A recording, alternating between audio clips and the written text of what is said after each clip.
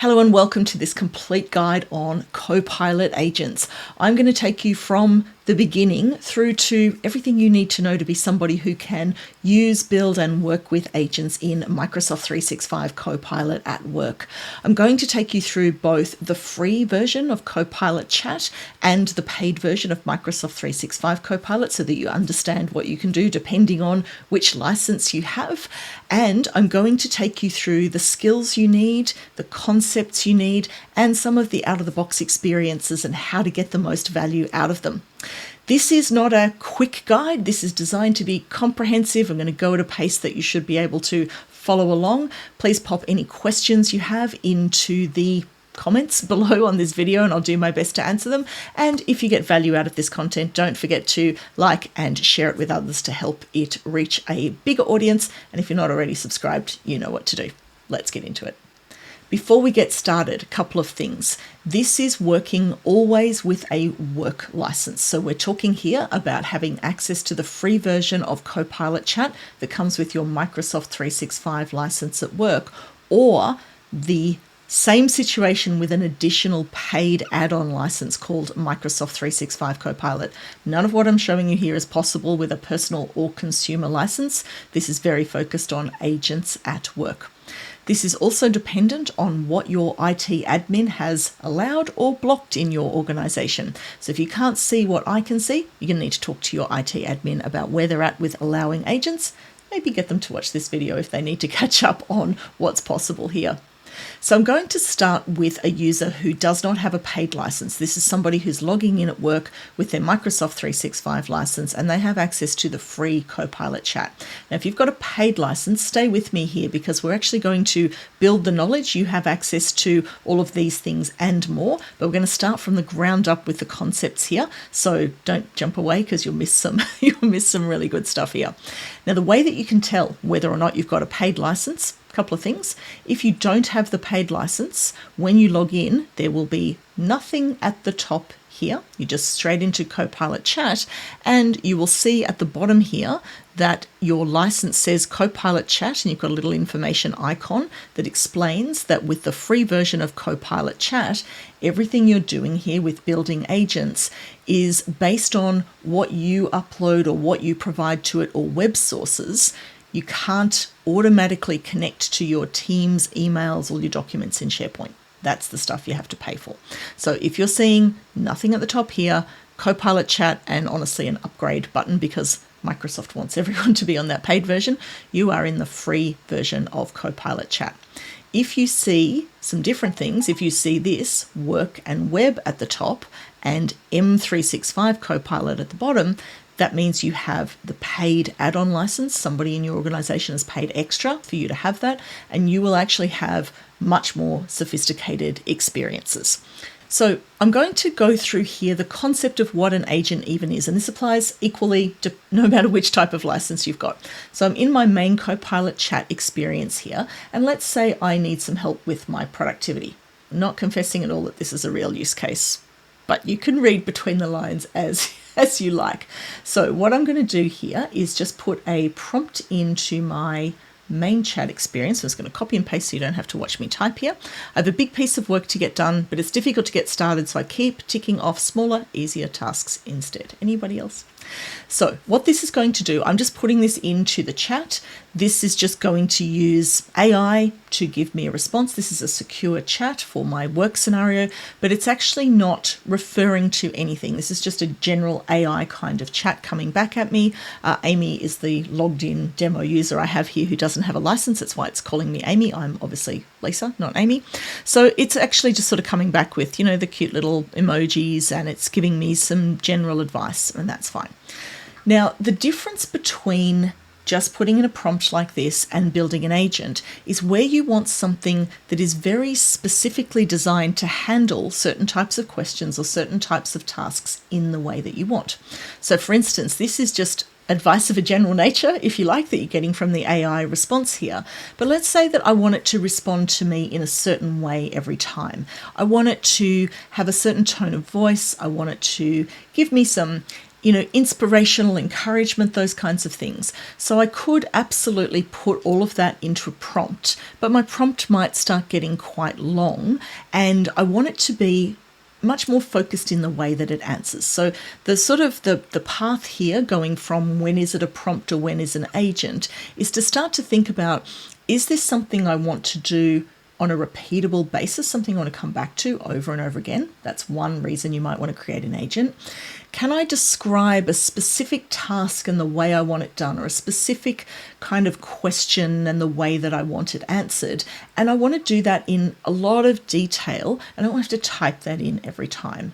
And then do I want it to refer to certain types of knowledge in order to answer that question? So these are all the types of things you should be looking at. So let's have a comparison here with what happens, this is just in my chat experience, in the agent experience. So I'm going to come across here and say new agent. Now there are two ways that you can build an agent. I'm going to show you the easier way first, and then the way that gives you a little bit more control as we build up to it. You'll see here there are two tabs, describe and configure. Depending on how your thing is set up, I'm not sure where it will land. Wherever you are, I want you to click on that describe tab if it's not already the one that's open. If you are already there, then that's one less click that you have to do. So what I'm going to do is actually give it a description of what I want it to do. So this is going to be a productivity agent here. Help me with my everyday productivity. When I'm stuck, I want to come to you and get pragmatic and practical advice on how to improve my habits and my output. You'll notice in my prompt here that I'm giving it something more specific. I want you to always begin by encouraging me, and then I want you to respond in no more than 3 sentences, and then I want to finish with an inspirational phrase. So what happens here is that it is going to interpret all of this and do the configuration in the background and set up an agent for me. So let's take a look at what it's done. Firstly, it gives me a bit of a sort of confirmation back that it understood. It has given it a name, Everyday Productivity Coach. Fairly good, so far so good. Now before I go ahead and test, what I'm going to do is switch across into the Configure tab. Now if you saw my screen before, when I was on that Configure tab, you'll notice that was all blank. I will show you, you can start there if you like, but the way this works, and especially with all of the way this is working recently, is just that 2 or 3 sentences. If I'm kind of clear on my intent, it is able to actually extrapolate that into a set of very detailed instructions for this agent. Think of this as like writing a job description. So this is now where I, as a person at work, can have a whole team of agents helping me with things. And these are very specialized agents. They're like subject matter experts. So now this is my productivity agent. I could have dozens of agents doing all sorts of different things, and they work at their best when they are very specific. So this is like I've hired a little productivity coach, virtual coach, into my team. So it has a description. Again, think of a job description. There's usually like a purpose statement at the top. So that's what that description is doing, its overall purpose. And then in the instructions here, you'll see that we've got quite a lot. It's pulled out quite a lot of things based on the way that I've described it. So the approach is very much coming from the way that I described that I wanted it to work. It's got a bit of a mission statement there as well, which I like. It's guidance and tone. We've got some examples, so it's kind of working well with providing an example of how we want it to work, limitations, and so on. Now you've actually got, with this description here, 8,000 characters. So if you want to come back and work on this, or if you want to write something yourself, I'll share with you a little bit later some best practice guidelines for this. You can actually go into a lot of detail. Now I can edit this from here. If there's anything here I don't like, I can change it, but let's see how it goes. So for now, we'll come back to that knowledge piece. If you took a peek at that in a minute, I'm just going to give this a try. So I've got a test window over the side here, and I'm going to come back and put in that exact same prompt. And remember what it did last time? It gave me advice of a general nature with pretty emojis and kind of general advice. I've asked it to behave quite differently here. I've asked it to kind of start with some encouragement, be concise, be pragmatic, end with something inspirational. So I hope you can see there the difference in how it's responded and how much I've been able to guide and control this. So the concept that to get your head around here is that even though we talk about this as building an agent, so we come in here and click new agent, and when we talk about this as building an agent, realistically, what I'm doing is refining the existing Copilot Chat experience, because I can do this exact same thing in the Copilot Chat experience and get a general answer. But now I want to have a subject matter expert that is doing it my way in the way that I've described, and look how much control I have over that. So that's one example of what you can do. Now, if I want to go ahead and save this agent, I'm just going to click Create, and that will now add that into my experience of working with Copilot Chat, and I can very easily come back and use that anytime I like. So let's just close that down. You'll see it comes over here into my agent's experience, and if I hover over that, I've got some options. Let's just sort of go back out of it and back over here. If I click on Pin, then that means it's pinned into that section, so it's going to appear at the top of the list if this is something I want to come back to. Now I select it, and it is sitting in there. And if I wanted to go back and make any changes to that, the three dots at the end here, I can click Edit, and I go back into that configure, make any changes I like, and update it. And you will find that as you work with agents, and in fact, as you work with any of these AI tools, don't think of it as perfection the first time. Think of it as an iterative process. So have a go with that the first time, put in the description of what you want it to do, let it do its thing, and use it for a bit. And then you'll find, oh, maybe that encouraging tone is a bit annoying. Let's go back and change that.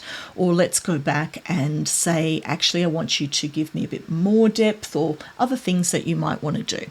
So if you come back in here to edit, you can edit either by directly changing those instructions, or you can actually come back into here and describe how you want to update that agent. So we'll come back to that in a moment. The other way that you can use it is that when you're in the chat, you can actually talk to that agent. You can @mention it the same way you might @mention a colleague. So again, if I want to have this, I have a big piece of work to get done, how should I do it?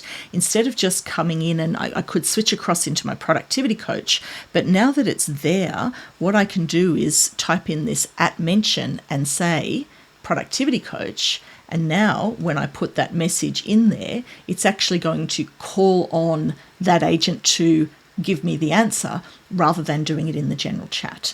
So the idea here is that you would have dozens of these, and you're calling on them to help you with specific things and really tailoring that experience of what you're getting out of that Copilot Chat to make it far more valuable than just that very generic AI type of response. Let's do a different version of the same thing. This time what we're going to do is have a look at working with a knowledge source. So I'm going to come over here again and say I'd like to create a new agent. Again, we'll go back into that Describe tab. This one is now a little bit different. What you'll see I'm doing here is you should only provide advice from the content in the knowledge provided. And what I'm doing is putting in a website here, which is James Clear, who's the author of a book on productivity that's very famous. And there's a lot of content on his blog here. Like, he's got a lot of articles and things. And let's say I'm really, into this idea of working with atomic habits, and I want to do that. Now, I could actually put in the name of that and say, follow those guidelines. But instead of that, I'm saying, I want you to just use this as a knowledge source. I don't want you to kind of generate stuff out of your own brain. So, not that it has an actual brain, but you know what I mean. So what we've got here now is that it's coming back and adding those things in here. So now we've got Everyday Productivity Coach. We've already got one called Everyday Productivity Coach. So let's change that. So I'm going to call this one Atomic Productivity Coach, and you'll see that it is now grounded solely in the content of this, but something else has happened here. If I come down to knowledge, you'll see that it's got this website in there. Now, it's picked that up from my instructions, but if you wanted to do this yourself without including it in the instructions, let's say I came back to the other one and said, actually, I want you to just use this website, you can just enter that website in there and add it as a knowledge source. And the other thing you want to do here is to say, only use specified sources. So if I toggle that one on, now it will only use that. So I should only get advice based on what's going on that it can draw from that website rather than the general answer that it gave me before. So let's create this one. and have a look at the difference. I could have done a test in there as well. Let me just grab my same prompt again, because I think it's useful to kind of see a direct comparison of the differences. And that will also appear over here on the side. Let's go straight to the agent from there. And I'm going to put that same thing in here. You'll see those starter prompts. We'll come back to those in a minute. So now what happens is that it is referring to James Clear. It's his website, his blog that I've used. And now we're talking about the 2-minute rule, the next specific action. So you'll see this is a very different type of response than what I got before, because before I said just use general AI but answer me in a certain way. Now I didn't specify those things, but actually I asked for it to give me advice based on that particular knowledge source that's sitting on the web. Other uses for this, if you've got, say, your own website with a lot of jargon on it or a glossary on it, you could create an agent for new employees or even for yourself that helps you understand your organization's jargon. If you've got a partner that you work with or another organization you work with, if you're, say, in an organization that has a lot of regulations and has government websites and things you need to refer to, you could create an agent based on that. I will give you a couple of warnings about using websites and where the limitations are. So let's go back into this one, the Atomic Productivity Coach, and just go into the edit section here and take a look at that. So when you're using websites here, you'll notice that this one is a single website with a single level down, jamesclear.com/productivity. Let's say I had a website that was further down the URL path than that. So I'm just going to show you a Microsoft 365 website as an example here. This is a Copilot learning site. So let's say I wanted to create an agent that was grounded on, that's the phrase we use, where it's connected to that data and just responds to that data. We say it's grounded on that data. We've got, see here, learn.microsoft.com /ENUS /Copilot /Microsoft 365. We've gone more than 2 levels down, and you can't actually do that. So if I come in here and say add that URL, you'll see it gives you an error. The website can't be more than 2 levels deep. So that's always going to be a limitation. You can go further up. So I could go further up the chain here and just do Copilot. It will actually read everything all the way down the hierarchy, way more than 2 levels, but the starting point can only be 2 levels deep. So that is a limitation of using the website. The other thing to look out for on websites is that you need the content to be on the website. These are both good examples, because with this one, this is a blog, so the content is all just sitting here. It's just text that you can read. Something like this, again, has a lot of text in it that you can read. But if you've got a website that has a lot of coded elements, like JavaScript elements that are displaying tables that aren't actually tables underneath, or displaying things in a way where the substance of the words isn't actually on the website, or say it's an embedded e-reader in the website, you're going to have a problem. So basically what it can read is the same thing that a search engine indexes. So if your favorite search engine can't find that content, your Copilot agent also won't be able to find that content. Let's take a look at one final example here of working with this style of agent, but using all websites. So when we made the first agent, I just asked it to give me a general answer. The second one, I asked it to be grounded in or refer to only that one website. This one, I'm saying use websites for reference and provide me with links for further relevant reading. So this is one that's going to be sort of a bit more giving me some research and reading guides and things. So if I have a look at the configure option here, what happens is if we go down to the knowledge, then it hasn't actually done this direct from the instructions. You do have to toggle this on, search all websites. So you remember in the previous example, we just had that single website for the James Clear blog, and then I said use only specified sources. In the very first example, I didn't toggle this on, which means it's not reaching out to the web. It is just using the AI's internal language, predictive language. Whereas this one, I'm now saying, actually, I want you to draw on all of the sources for the web. So if I come back in here and do the same thing again for the third and final time, this is a productivity advisor, you'll see that this is another different example of the result that you can get, because this time I've asked it to go out and find other things on the web. So now we're getting kind of advice here around different things, including, so you'll see this one's come from the Harvard Business Review. So again, you can refine this to encourage it to give you more links, but it's drawing on those sources from outside. So that's websites. The other thing that you can do here is work with these suggested prompts. So you'll see that this one came up with some suggested prompts to put on the front page when you use it. Now, sometimes that's incredibly useful. Sometimes it's not incredibly useful. So if you like these ones, awesome, but you can very easily come in here. You can edit the title, you can edit the message, you can delete them, you can add new ones. So you can do whatever you like here. You can have anywhere between 0 and 6 of them. So that's entirely up to you. Sometimes in the description, it will generate those suggested prompts and then do what you will to make them useful for you. Now, you will have seen as we went through and wrote those descriptions that it's filling in that configuration box for you with an overarching purpose in the description at the top and then a bunch of different sections below. Honestly, as you're getting started, that is far and away the most easy, the most effective way to do this. But here are some guidelines, and I'll put a link to the source of where this comes from. There's a Microsoft documentation site that has some more detail if you want to follow up on that, where you can actually write your own instructions. So instead of starting from describe, you can just go straight into that configure tab with the blank box and just start typing in whatever you like and create that from scratch. So as you get more experience and confidence, and if you want more control with this, these are the types of things that you should put in there.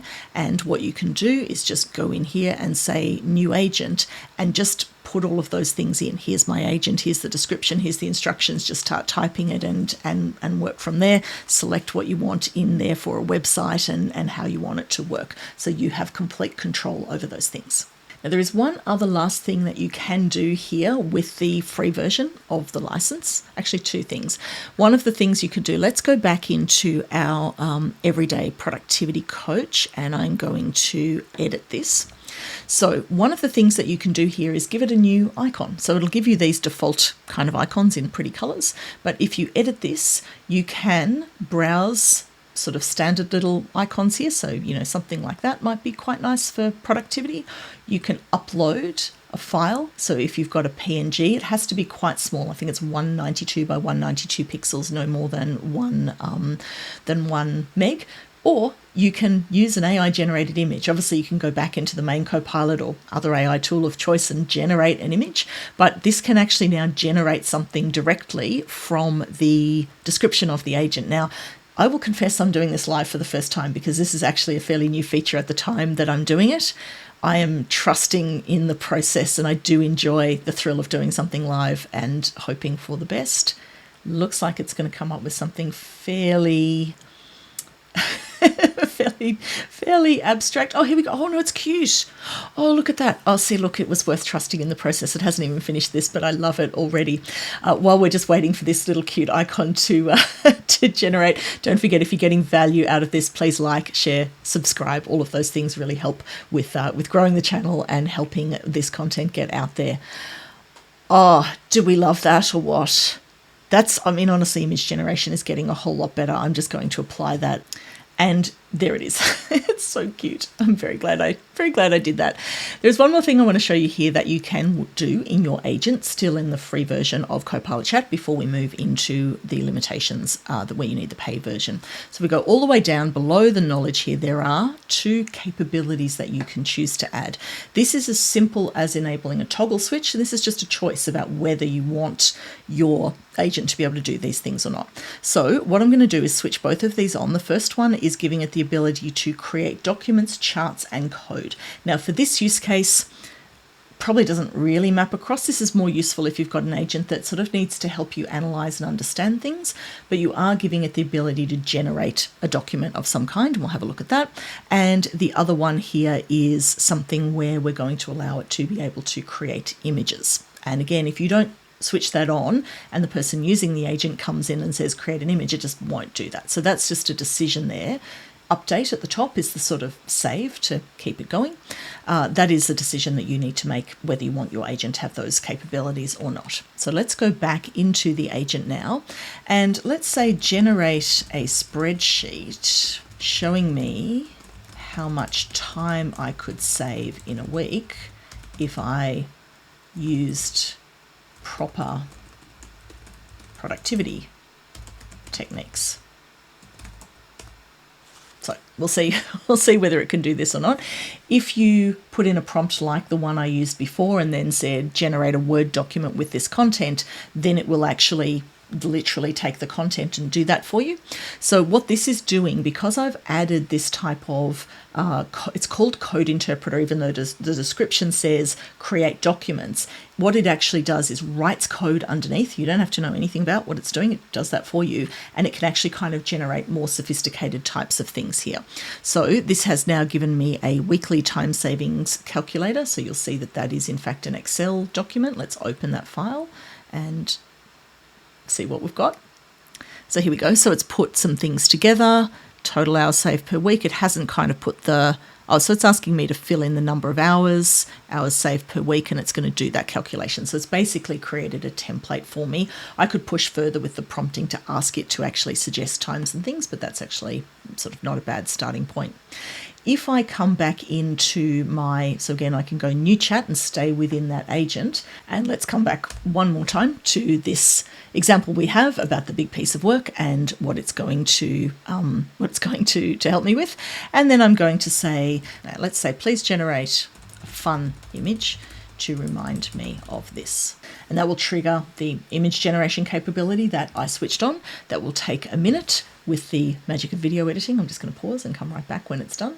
And there it is. Not quite as in love with that one as I was with the icon, but you get the point. I didn't write a particularly good prompt for it, so the better the prompt, the better the image generation.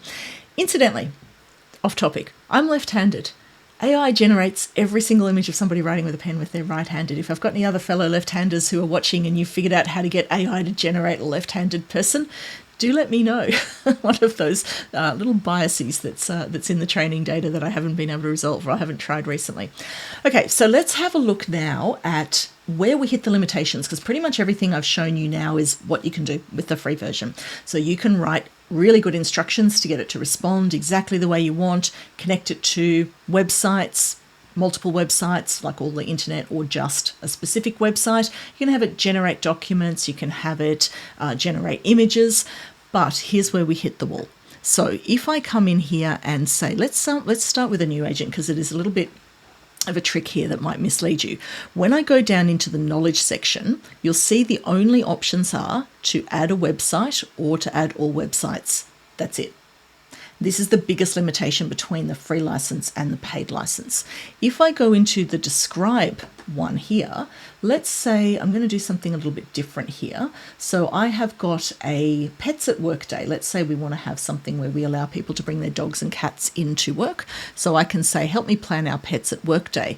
Now there is an add content here, which makes it look like you can bring these things in here. So I've got my proposal for pets at work day, and I've also got a budget file in here. Now it looks like I've added those as document sources. What actually happens here is that it doesn't actually keep them as sources, because these are files that are sitting on my OneDrive, on my SharePoint. And even though I can access them there, that's actually because when I run the agent, I can upload files. But it's a bit of a trap, because what happens is that it'll actually say it's giving you this warning now. So I've tried to do something and it's saying I can't add SharePoint files, I can't do that, and so then it's giving you that warning. So we'll go ahead and switch across into the full version of the license, where you've got a paid Microsoft 365 Copilot license. So someone in your organization has paid additional money and assigned that license to you, and we'll take a look at the difference in that experience. So as I showed you earlier in the video, the experience when you're starting here with a paid Microsoft 365 Copilot license, you've got a couple of clues that you have that license. You have both a work and web tab at the top here, and down the bottom here, you will see that you have a Microsoft 365 Copilot license. Doesn't want you to upgrade now because you've already got it. And you'll see here the key difference: answers are informed by your work data. So this, as a starting point in the chat, is connected to everything that you've done in your Microsoft 365 world of work. This is called WorkIQ, and this is essentially what you're paying for. to be honest, with the Microsoft 365 license. It knows your context at work. It knows where you sit on the org chart, who reports to you, who your boss is. It knows your collaboration, who you work with, the documents that you work on in SharePoint and OneDrive. It doesn't reach other systems unless someone's explicitly connected it to those systems. It has all your Teams chats, Teams conversations, your emails. So it's got the full context of everything you're doing at work as it stands, and that's the value of what you're paying for. That's a concept called WorkIQ, which is how we understand that.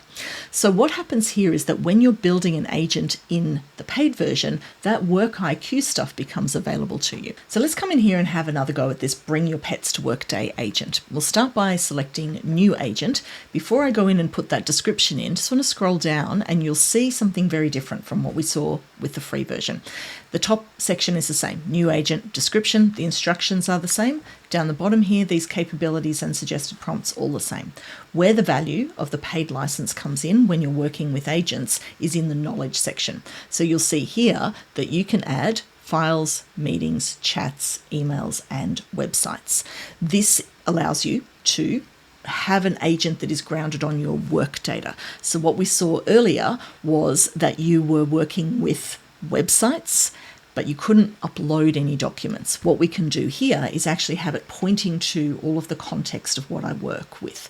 Now, this is a huge value of the paid Microsoft 365 Copilot license, whether you're in the chat or building an agent.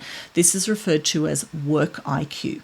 It has the context of everything you're doing at work in the Microsoft 365 world of work. It knows who my boss is, who my staff are, my collaboration, who I collaborate with the most, the documents I've worked on. It has access to all of the documents that I have access to in SharePoint and OneDrive. It has access to everything I'm doing in Teams. It has access to my email. So all of that is very, very rich. It's all secure. So you're bringing AI into that work context, that work IQ. So this allows you to go much deeper and much more contextual with the things that you're doing at work. And that is honestly what you're paying for over and above having the free version.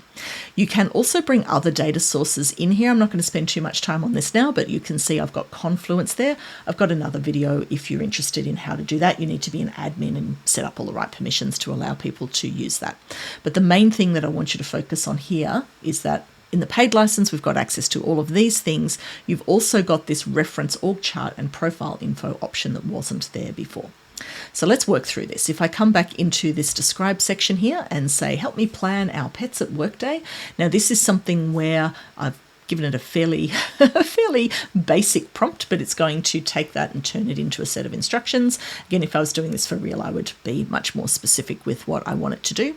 But have a look at what it's been able to do just from that particular single phrase, right? Given me a whole lot of various things in here. Now, what I can do now, because I've got this as an existing project, and I can share this with other members of the project team. We'll come back to that in a moment. I've got a PowerPoint deck, I've got a budget, I've got a bunch of planning documents that help me with this Pets at Work planner, and I want to work in the context of all of that stuff that I've done at work. So what we can do here is that if you go into this box, now instead of it just being a website URL, you've actually got a whole lot of other options. So across the top here, I can go into files, and this will show me my recently used files. If it's something you've recently used, you're making it a whole lot easier for yourself because those things are there. You can actually go into SharePoint sites. So if you wanted a whole site, you can come in here. Just be aware of this. If you choose sites, that is giving you the content on the SharePoint site, not the documents. If you want the documents for a SharePoint site, you want to go in and choose SharePoint files and folders or browse for a specific one. I'll come back to that in a second. So you're going through individual files that you can upload, a whole SharePoint site. If you've got a bunch of sites, you can go into Teams chats and bring those things in there. So if you wanted to create an agent, let's say you've got a group of colleagues who's got a really long group chat with a lot of answers and a lot of content, you can actually create an agent that's pointing to that specific Teams chat if you want. You can also use it to refer to meetings and the contents of meetings. So you've got a bunch of different things that you can do there. What I'm going to do here is just upload these files. Now, if I didn't have them in the recent files list, you can find them by starting to type the name of it, but you have to remember the name of it, so that makes it a little bit harder. If it's in the recent list, it's just a whole lot easier to grab. But if you want to browse for those files, or if you want to add a whole folder, this little cloud icon at the side here will open up the cloud drive so that you can then go in and work with browsing those things. So let's say this is on my communications site and I've got a whole thing on responsible business and I wanted to add every document from that folder. That's how you can add a folder. Or if you wanted to upload them from your desktop, if you don't have them in there, you can upload them using that little upload arrow. So you've actually got a lot of options here. We're going to come back to the email one in a second. So just remember, when you're creating an agent with the full version of Microsoft 365 Copilot, when you're in the main chat, it's got access to that whole WorkIQ, everything you're doing at work. When you create an agent, you're actually narrowing down that experience and being more specific about what you want it to do. So the starting point is that if you don't add any knowledge, it doesn't use any of those things. So you're kind of starting from blank and saying which things that Copilot has access to do you want this agent to use. So this, again, I think I said at the start, it's like we talk about building an agent as if it's adding something. Really what we're doing here is focusing the attention. The main Copilot chat already has access to all of that. When you build an agent, you start from blank and say, these are the bits that you, as my subject matter expert on this particular topic, should refer to and should have access to. So if you don't add anything, it won't use all of that stuff. Copilot Chat will, the main chat experience will with the full license, but not if you don't add it to the agent. Just take a minute on that. It does take a bit of sort of getting your head around it. So now what we've got is, let's also allow this one to create documents and charts, because we might want to be able to do that. And I am going to create that agent and put it in there. Now, let's say for this one that I am actually working with a team. It's likely that, let's say I'm on a committee and I've got a Pets at Work Day committee that I'm working with. When I create an agent to start with, it is private, only available for me, but I can choose to share it with other users, and then I can choose who I want it to be available to.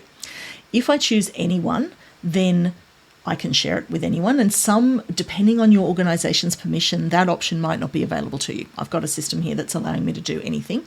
If I say specific users, then I can add specific users in there, or I can go in and say, I just want a certain security group. So this is my demo account, which is Miranda. I'm going to go in and add me, my actual main account, as somebody that I'm going to share it with. And then what you do to share it is copy the link, select continue. Now, the important thing to understand is that me, in this case, the Miranda version of me that's logged in and created this, I have access to these documents as the user. If I create this agent, then this is going to affect what the other person can have access to. So if I share an agent and the underlying data sources, that other person doesn't have access to them, they won't be able to get to them that way. So what this is doing is giving access to those knowledge sources. So again, this is going to really depend on whether or not you as the logged in user are allowed to do that. Your IT admin will have set up permissions to do those things, but just be aware that especially if you create something, let's say I create something on my email and then share that is not giving someone else access to my email.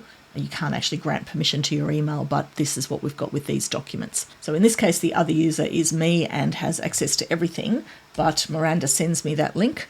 I paste that link into my browser and I get this experience here where this agent comes through to me, and I can just click add, and that will add it into my list of agents. So the next thing I want to talk to you about is the out-of-the-box agents. You can get there to the agent store by clicking on this All Agents button on the left-hand side menu. Most of these agents are available to you on the free version of Copilot Chat, but there are two very special ones in here, Researcher and Analyst, which are only available if you have got that paid Microsoft 365 Copilot license. So we'll have a look at both. Now, there's a whole lot of different things in here in the Built by Microsoft section. If you scroll down, there are some really good ones in here like Prompt Coach, Idea Coach, Writing Coach. The Prompt Coach is actually one of my favorites. If you like any of these, you can click on them and just click add and it will add it into the list. And this has got a whole lot of, again, in the background, a whole lot of instructions to help you improve your prompting skills.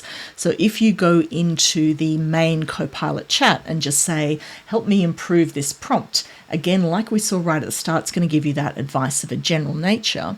This one has a bunch of instructions behind it that are using a framework of how to write a good prompt that's actually going to give you a very structured way of doing that is much more valuable than just asking the general chat. Again, it's the subject matter expert on how to write effective prompts. So there's a bunch of things in there that you can play around with. I want to turn your attention now to the researcher agent and the analyst agent, which are honestly very, very high value agents that you get with that paid Microsoft 365 Copilot license. And they are sitting in this agent section if you've got access to them. So let's first take a look at the researcher agent. This agent uses what's called chain of thought reasoning. It's a much deeper reasoning. So you've seen with the other agents we've used so far, they sort of take a question and just respond fairly quickly. This one actually kind of goes, how should I solve that problem? What should I do? And it works with everything on the web and everything in your world of work. So it's got access to all of that WorkIQ as well as everything on the web. And this is like your research assistant. It's going to go out and do some research for you in depth. So what we're going to do here, you want to give this a problem to solve rather than sort of a specific question. I'm preparing a pitch for Pets at Work Day. Please put together a briefing paper to help me understand everything I need to know. And this is something where if you've been tasked with a new project, some kind of presentation where you need some background information. It's actually quite good as a learning tool as well. Help me learn about this new subject from a specific level or a specific point of view. These are all really good ways of using the researcher agent. I find especially people who are in more sort of senior executive type roles, this one is often the highest value thing to work with in Microsoft 365 Copilot. So it's actually giving me, you're preparing a pitch and you want a briefing paper that covers these things. So it asks me some specific things. Is it a specific industry? Would I like to focus on small, medium, any of those kinds of things? So what I'm going to do here is just give it a little bit more context. You can just not answer these questions if it's not helpful. So I'm just giving it a little bit more. I'm also very deliberately choosing, I'll press the button and then show you what it does. I'm going to say I want short rather than long, because 1 to 5 pages is still quite comprehensive. Long is like a really deep research paper. But you'll see I'm giving it specific things. I'm asking about the Australian workplace. And I'm doing that to prove I'm in Australia. I know most of you aren't. But I'm doing that to prove how tailored this can be to my particular work context, that it's not just giving me generic information, that it can really kind of be very specific. Now look at what it's doing. Crafting a pitch, organizing key points. It's thinking out loud here, and you can expand this box to see the full history of what it's doing. So it starts to work through how it should do these things and any problems it finds or any rethinking. Oh, now that I've found this, I might also try that. So it's actually quite interesting to sort of watch the thought process go through here. Now, because this does take a while, I'm going to show you one that I've prepared earlier, exactly the same prompt, but it's got it sitting in another open tab here. So I've done the same thing. Actually, look, so if you switch tabs, by the way, it actually kind of encourages you to go back and gives you a little notification. So it actually didn't take as long. Oh no, it's still going, but that's the experience you'll get if you go away and leave it. So here is my report. Pets at Work Day, briefing, benefits, challenges. So now what I've got is some nice icons that I can work with and sort of copy those. We've got a table with an executive summary, the benefits. And if I hover over these references, this is the ABC. This is the official broadcaster here, like the Australian Broadcasting Corporation, so that is a very reliable source.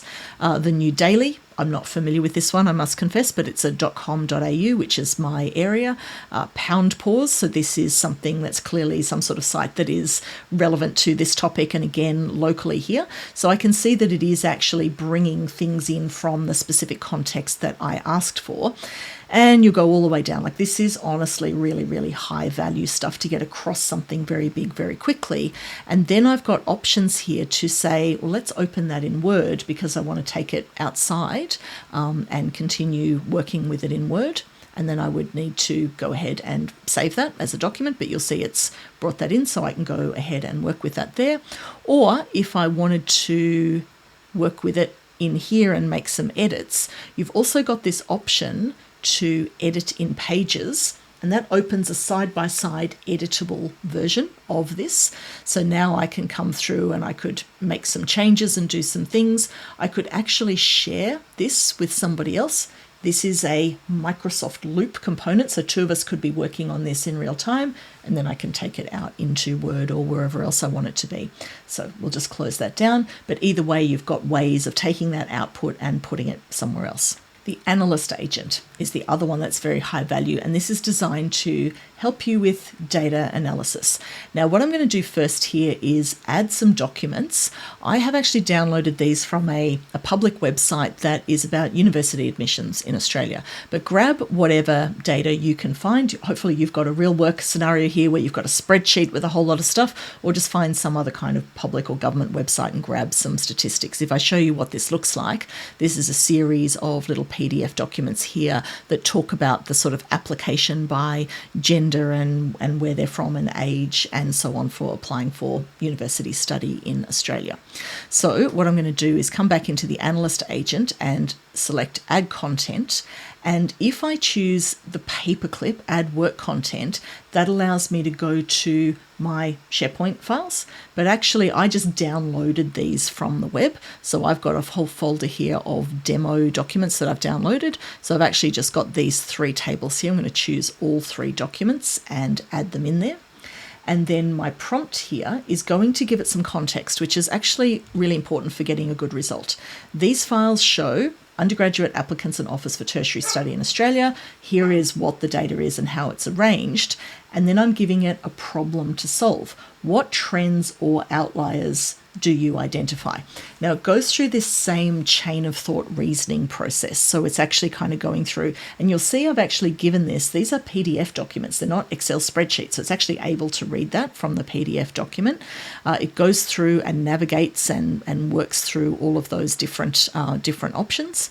And again, I'm just going to stop this one actually because I did this one earlier because it does take a little while. So here's the response we get. These files, so it goes through and does that for a couple of minutes and then provides me with these kinds of trends and insights. So then what I can do is ask it to say, please generate a chart showing the trend of total applicants over the last 3 years. Now, this actually uses a code interpreter capability, so it is capable of creating quite sophisticated charts. This one, I haven't been very specific about it, but it can plot all sorts of things and help you analyze data. So if you've got a real world scenario where you've got massive spreadsheets and you're in charge of having to kind of interpret things and write reports and so on, this one is also, again, kind of at that manager level, executive level, a very, very high value thing that you can do. So while it's doing that, if I just scroll back up the chat, you've got examples of these are quite basic ones, but if you're asking it for other things, it can do that. You can also ask it to say, please give me a commentary that goes with this. So imagine I'm having to present these results back to an executive board or something. It's actually helping me with kind of giving me a summary and giving me some visuals that I can use in there. And again, we'll just stop that from working because it's done its job.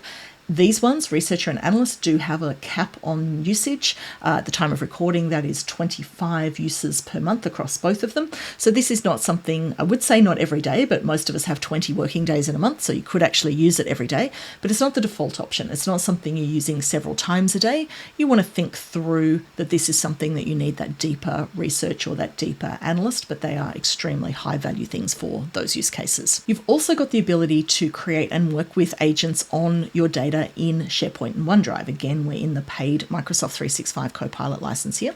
So this is just helpful if you're working somewhere else. So if I primarily work in SharePoint rather than the main chat experience, let's say I'm in human resources, I've got all of these documents on all our different policies here.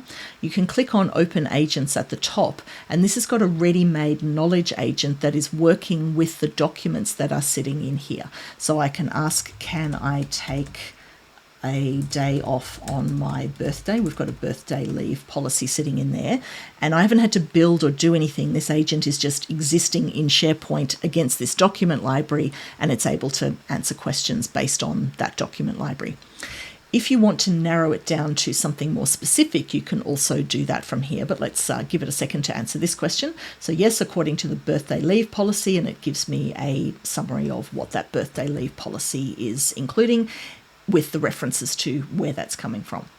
Let's say I only wanted to do something on the birthday leave policy. What I can do is select that document, and up on my menu here, I've got AI actions, and I can create an agent. Now, when I go in here, you will see an experience that hopefully becomes quite familiar based on everything else that you've seen so far. We've got a name, we've got an icon, we've got a purpose, which is the description, and then we've got the sources. So instead of having to create the agent first and upload or point to that document, I've just done it the other way around because I'm starting from the document. And behavior is basically kind of the starter prompts and some of the instructions. So all of those elements are there, and you can have that agent experience sitting sort of directly in SharePoint for users who are working with that. So I can actually do the same in OneDrive. I've got a set of documents here that are related to Contoso T. I've borrowed these from a Microsoft Learn site, and you've got the ability to come in here and create an agent or to select documents and work with Copilot there. That's all relatively new. Let me know if you'd like a deeper dive on the OneDrive SharePoint stuff, just giving you a bit of a whistle-stop tour of those things as well.